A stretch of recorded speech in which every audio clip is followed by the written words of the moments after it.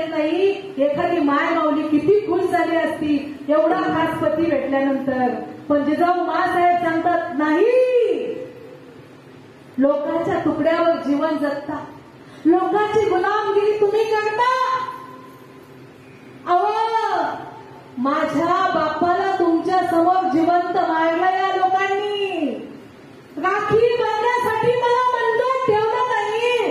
त्या लोकांची तुम्ही काय करता? गुलामगिरी करता. ज्या दिवशी तुम्ही स्वतंत्र हिंदूंचं अस्तित्व, हिंदवी स्वराज्य स्थापन करताना त्या दिवशी ही माऊली तुमच्या समोर ताट ओवाळलं नाही, पाय धुवून पाणी पिईल तुमचं, पाय धुवून पाणी पिईल तुमचं. आणि तसा प्रयत्नही शहाजीराजे भोसले यांनी केला. पण जे बापाला जमलं नाही ते कुणाला जमलं? बाप शेर तो बेटा. बापाला जमलं नाही ते कुणाला जमलं? राजमाता जिजाऊ पुण्यामध्ये गेल्या आणि पुण्यामध्ये गेल्यानंतर गर्भामध्ये कोण होते? बाळ शिवबाराजे होते. गर्भात जे संस्कार दिले जातात ना ते आयुष्यभर लक्षात राहतात. अभिमन्यू चक्रव्यूहामध्ये जाण्याचं कुठे शिकला? गर्भामध्ये शिकला. हिरण्यकश्यपू राक्षस असताना फक्त प्रल्हाद का जन्माला आला? गर्भामध्ये कयाबू मातेला काय केलं होतं? नामस्मरण केलं होतं. राजमाता जिजाऊ पुण्यामध्ये गेल्या, पण गेल्यानंतर शांत बसत नव्हत्या. घोड्याला टाच मारत, गड किल्ले चढत आणि पोटावरून हात फिरवत, बाळा बाळा तुला त्रास व्हावा म्हणून मी हे सगळं करत नाहीये. तुला जन्माला आल्यानंतर गड किल्ले चढायचे. तुला नुसते गड किल्ले चढायचे नाही तर ते लढायचे आणि हिंदवी स्वराज्य तुला काय करायचंय? स्थापन करायचंय. ज्याचं जन्माच्या आधीच काय झालं?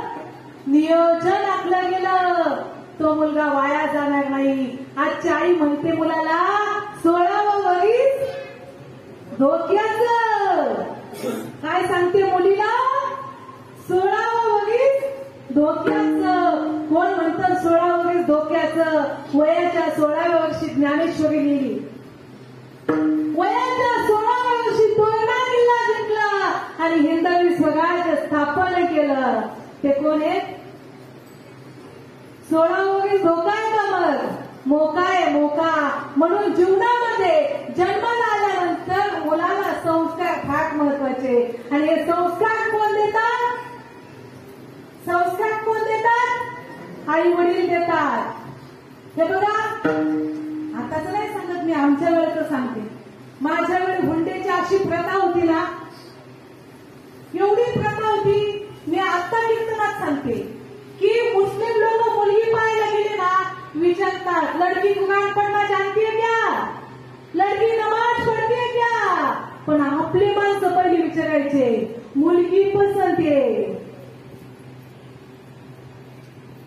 समजलं तुम्हाला? देणे घेण्याचं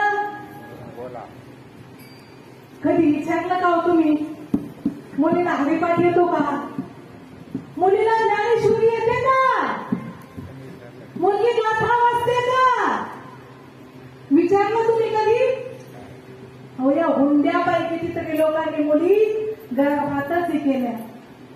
आणि हुंडा नावाची अशी प्रथा होती की नाही जर मिळाला तर लग्नाच्या नंतर छळवलं जात होतं.